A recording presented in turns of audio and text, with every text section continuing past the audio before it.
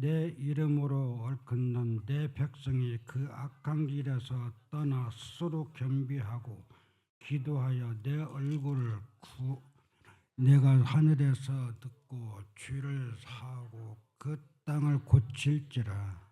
아멘. 회개와 축복의 이야기라는 제목으로 함께 은혜를 나누고자 합니다. 로마서 6장 23절의 말씀에 보게 되면 죄의 싹은 사망이다라는 말씀을 우리에게 들려주고 계십니다. 참 우리 인생을 우리가 살면서요, 크고 작은 잘못들을 저지르곤 합니다. 하나님이 보실 때 얼마나 때로는 답답해 하실까, 안타까워 하실까 하는 일들을 우리가 인생 가운데에서 크고 작게 그런 일들을 행하고 있으면서도 또한 알기도 하고 때로는 모르기도 하는 상태에서 이루어지는 일들도 있음을 보게 됩니다. 또 우리의 인생을, 우리의 삶을 잘못된 방향으로 나아가게 하는 일들도 우리가 보게 되지요. 그로 인하여서 우리가 어려움에 직면하는 것도 만나게 됩니다. 하지만 이러한 잘못들을 회개하고 돌아설 때 우리에게는 새로운 시작, 변화의 기회가 있는 것입니다. 하나님께서 진정으로 회개하고 돌아설 때 하나님께서는 우리의 죄를 사해 주시고 우리에게 축복의 삶으로 인도해 주시는 줄 믿습니다. 오늘 본문은 솔로몬이 성전을 봉헌한 후에 하나님께서 솔로몬에게 주신 말씀이에요. 이 말씀은 회개를 말씀하시면서 회개함과 더불어 하나님이 주신 축복에 대해서 강조하고 그 하나님은 신실하신 분이시다라는 것을 우리에게 증거해 주시는 말씀인 것이에요. 오늘 말씀을 통하여서 정말 회개가 중요하다라는 것 다시 한번 되새기면서 우리의 삶을 돌아보면서 새로운 시작, 변화의 역사를 이룰 수 있는 우리 성도들 되시기를 주님의 이름으로 축복합니다. 회개의 의미와 중요성에 대해서 말해주고 있어요. 14절 다시 한번 우리 합독으로 상반절까지만 이렇게 합독하겠습니다. 시작.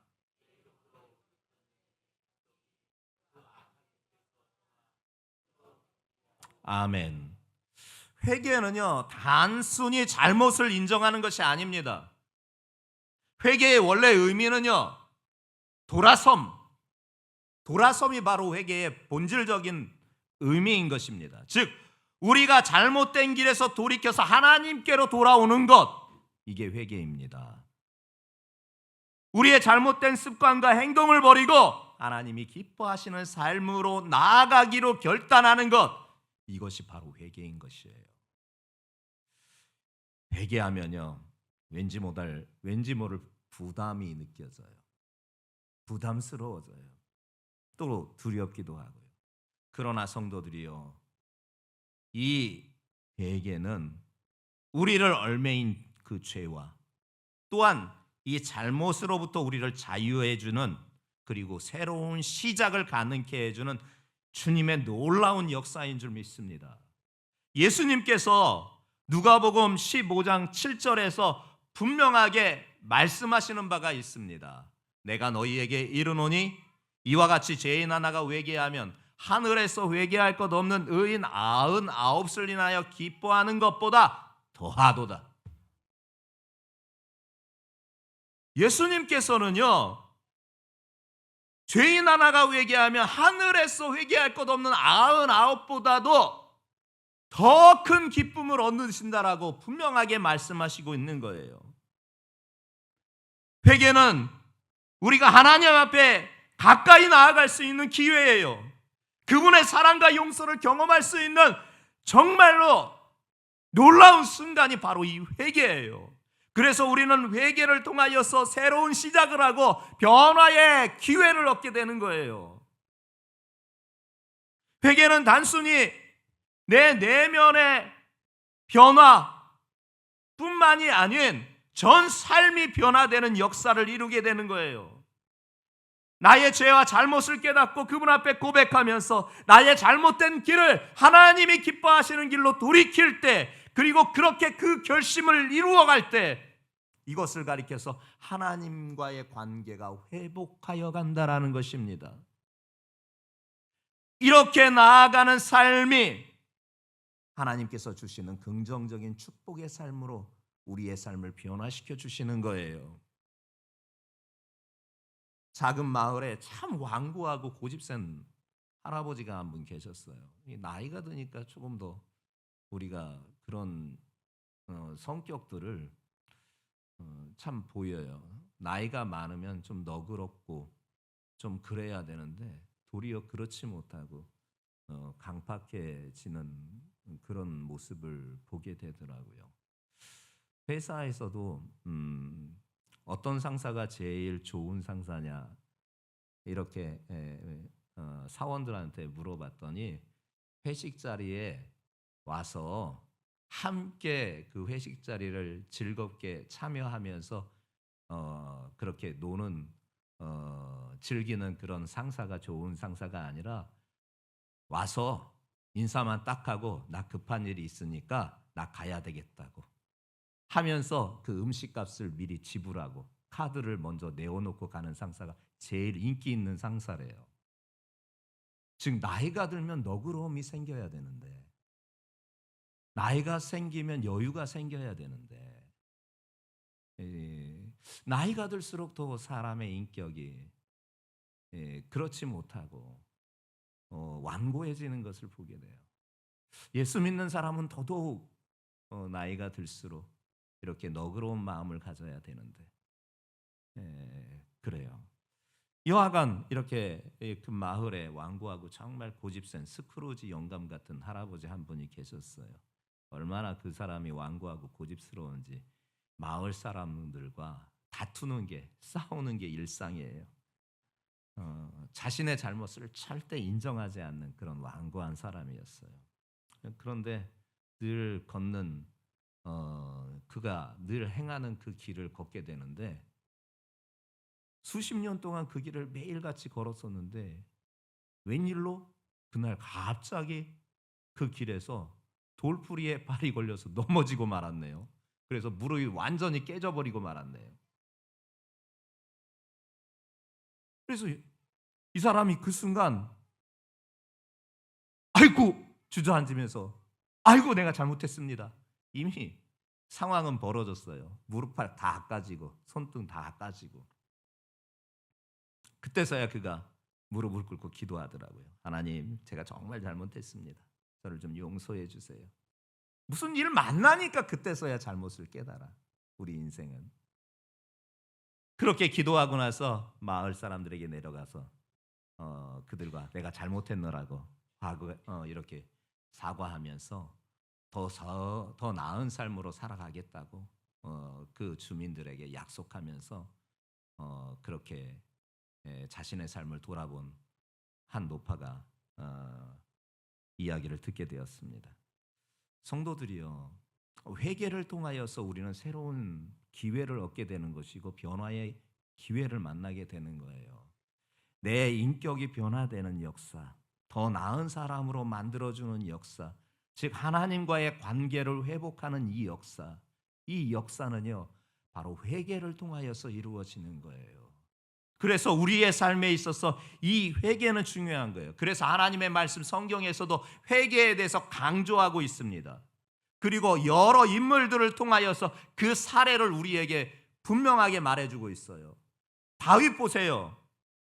하나님께서 택하셔서 왕으로 사는 사람 아닙니까? 근데 정말 신실하던 그가 하나님 앞에 큰 죄를 범합니다.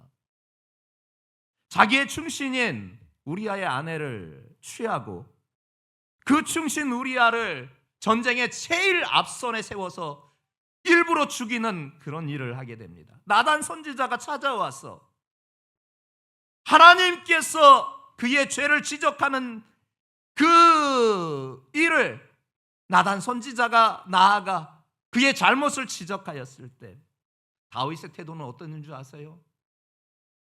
하나님 앞에 무릎을 꿇고 전심을 다하여서 자신의 죄를 인정하고 회개하기 시작합니다.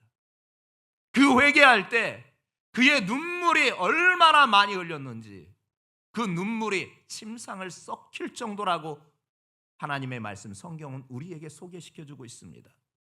그가 회개할 때 그가 했던 기도의 내용이 시편 51편과 2절의 말씀입니다.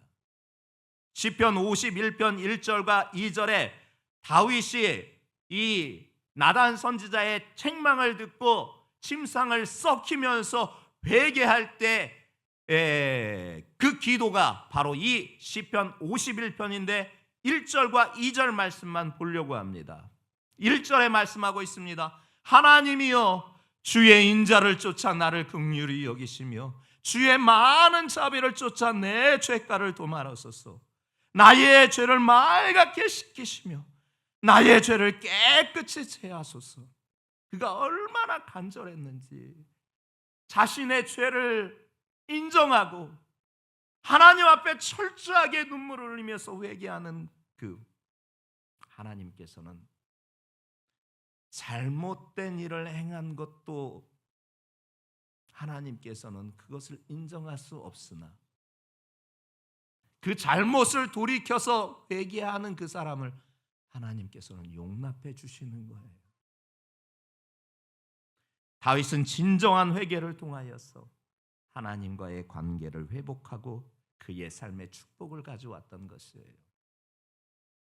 요나, 니느웨 성도 마찬가지예요.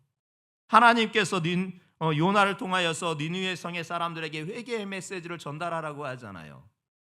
그게 싫어가지고 저 원수 같은, 우리 동족과는 정말로 원수 같은 저 니느웨, 아수르의 니느웨를 도저히 가서 말씀을 선포하여서 회개를 촉구할 수 없었던 이 요나잖아요. 그럼에도 불구하고 하나님의 말씀이니 가서 그들에게 여타저타한 일들이 있었지만 결국 그들에게 하나님의 말씀을 전하잖아요. 너희들이 회개하지 아니하면 이 니느웨가 망할 것이다라는 하나님의 강력한 회개를 촉구하는 메시지를 이방 땅, 이방 민족임에도 불구하고 그들에게 선포하잖아요. 근데 참 희한해요. 그들은 하나님을 믿는 사람들은 아니었습니다. 그럼에도 불구하고 그 요나의 하나님의 회개를 촉구하는 그 강력한 메시지 앞에서 그들이 스스로를 낮추면서 금식하고 회개하고 돌이키는 역사를 이루게 되는 것을 보게 됩니다. 하나님께서는 그들이 진정한 회개를 보시고 하나님께서 그 땅에 내리시려고 하였던 재앙을 거두시는 것을 보게 됩니다. 회개가 얼마나 강력한지, 그리고 하나님의 자비와 용서를 불러오는 것인지를 분명하게 보여주는 사례 아닙니까? 또 회개라고 한다면 우리가 너무나 잘 알고 있는 비유의 말씀, 탕자의 비유가 우리에게 대표적으로 말해주는 거 아닙니까? 아버지에게 두 아들이 있었는데 작은 아들이 아버지가 살아있는데도 유산을 미리 땡겨달라고 그래서 아버지가 할 수 없어서 자꾸 설득하니 재산을 잘라서 그 막내 아들에게 줘버리잖아요. 아버지의 마음은 다 알고 있었죠. 그럼에도 불구하고 하도 요구를 하니 어쩔 수 없이 그 재산을 떼어줬어요. 그랬더니 아니나 다를까 아버지가 안 보이는 먼 타국으로 도망가잖아요. 거기서 흥청망청 정말로 주머니에 돈이 있겠다, 못할 것 없는 아버지도 이렇게 잔소리할 사람도 없겠다, 자기 마음대로 자행자재하면서 살아가잖아요. 그 시간이 얼마나 되었을까요? 몇 년의 시간이 흐른 후에 그의 주머니는 떨어지고 큰 흉년을 만난 그 지역에 도저히 먹고 살 것이 없어서 누구의 집에 종으로 스스로가 팔려가면서 돼지나 먹는 돼지 열매, 주염 열매라도 먹고 살아야 되겠다 하나 그것도 여의치가 않아요. 그러니 배고파 죽겠는 거예요. 배고파서 살 수가 없는 거예요. 그런 비참한 처지에 이르게 되었을 때 그때서야 자신의 잘못을 깨닫고 아버지께로 돌아가기로 결심하잖아요. 그 아버지께서는 나루토에서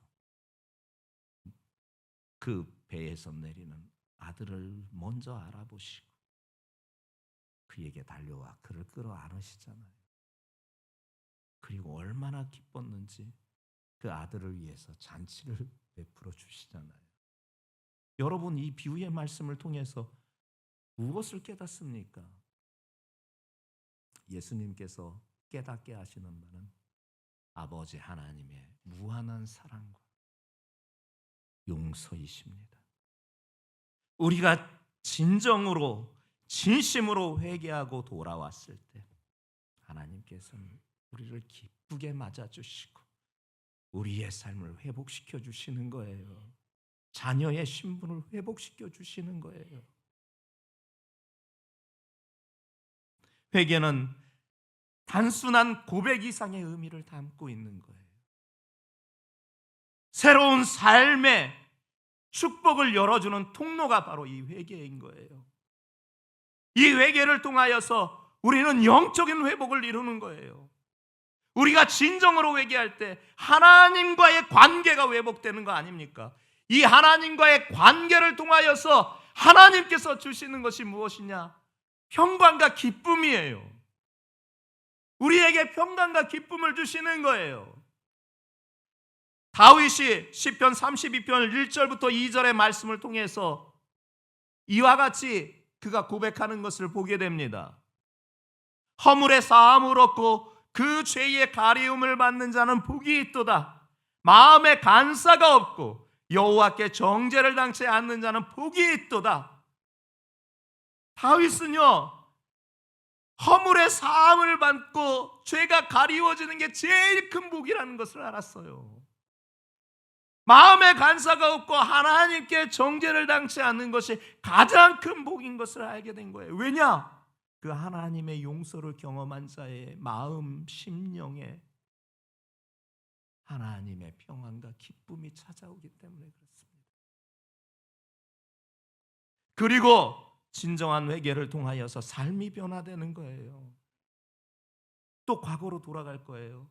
또 잘못한 옛날의 삶으로 여전히 살아갈 거예요. 새로운 삶으로 살아가야지요.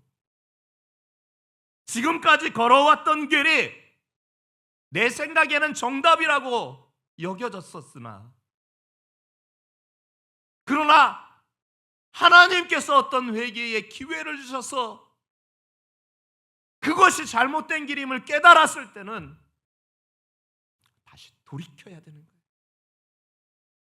아버지께서 기뻐하시는 삶으로, 하나님께서 기뻐하시는 삶으로 내 삶의 방향을 변경하는 철저한 결단이 우리에게 있어야 되는 거예요. 이것이 삶의 변화 아닙니까? 회개는요, 우리의 삶의 방향을 바꾸는 거예요. 그리고 그 삶이 더 나은 미래로 우리를 이끌어 주는 줄 믿습니다. 그리고 오늘 본문의 말씀 아닙니까? 회개는 반드시 하나님의 축복을 불러온다라는 거예요. 오늘 말씀 다시 한번 우리가 합독하면서 확인해 보겠습니다. 시작.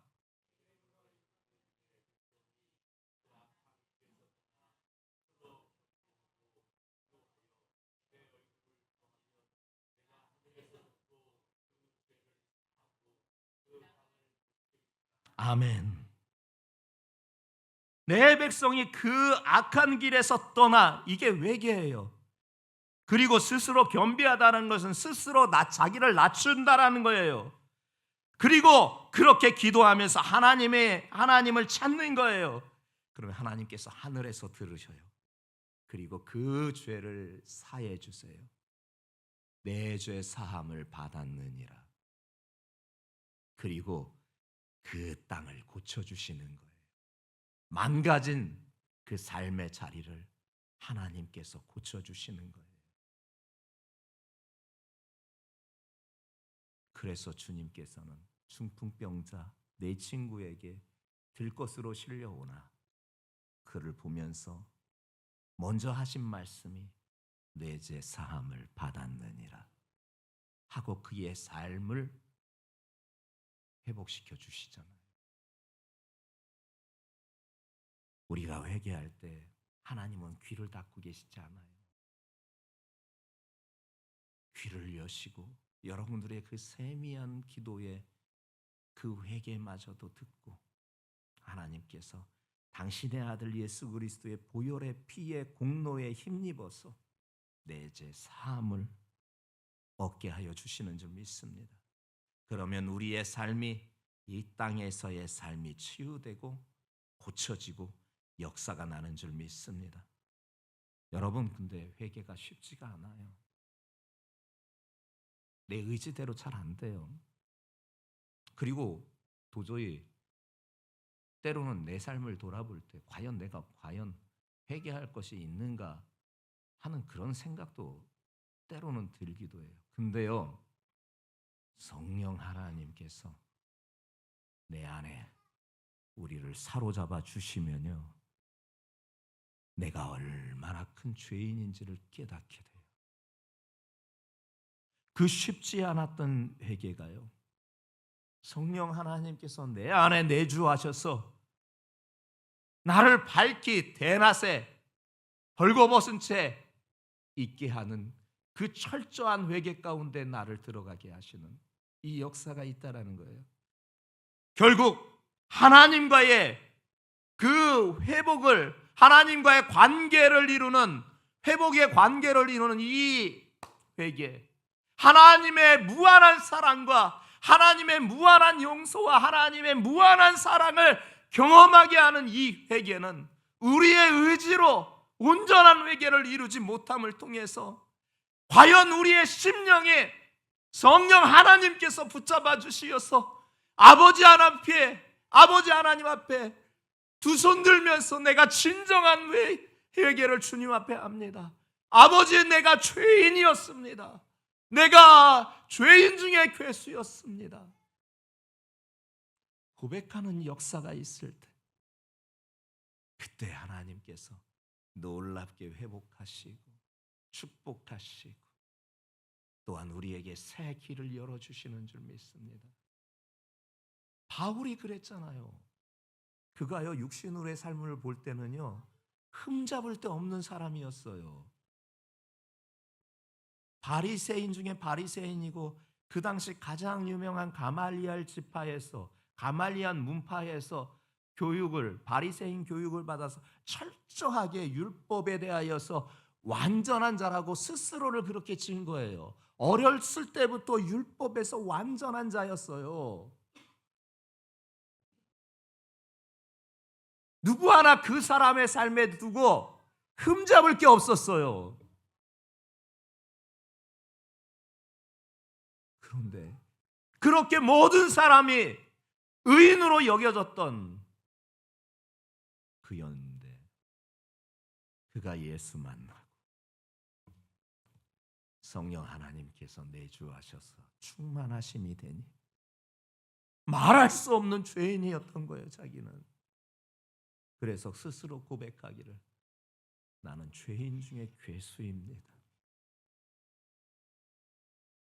이 같은 자신의 삶의 모습을 깨닫게 될 때 우리가 하나님 앞에 진정으로 나아가게 되는 거예요. 그리고 예수님의 보혈의 그 핏값이 얼마나 귀중한 것인지를 그때서야 알게 돼요. 진정한 회개로 하나님의 큰 축복의 역사가 우리 성도들 모두에게 나타나기를, 그리고 그 길에 들어설 수 있게 성령 하나님께서 여러분들의 마음을 완전히 사로잡아 주시는 역사가 나타나기를 예수님의 이름으로 축복합니다.